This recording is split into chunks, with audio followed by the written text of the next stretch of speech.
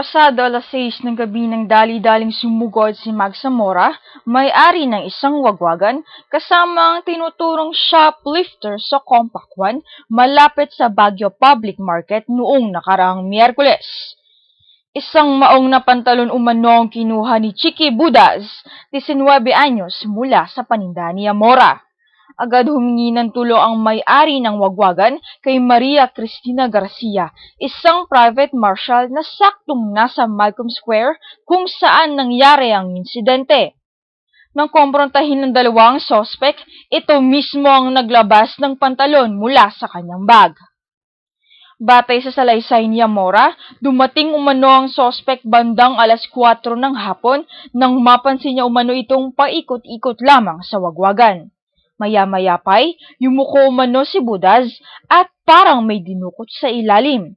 Dito na umano kinutuban si Zamora na baka may kinuha ito sa kanyang mga paninda.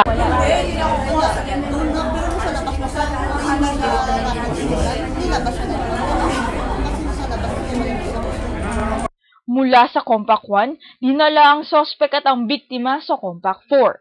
Maya-maya pa'y pinasang kaso sa Station 7 kung saan pinag-usapan ang kaukulang parusa sa sospek.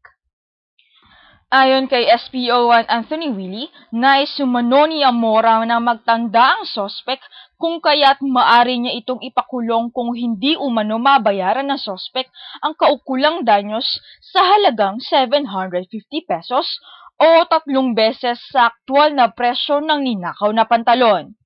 Tumanggi namang magbigay ng pahayag ang sospek.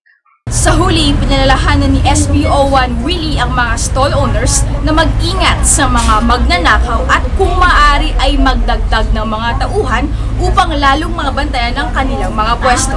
Mula sa Go News TV, Murphy Gopez, nag-uulat.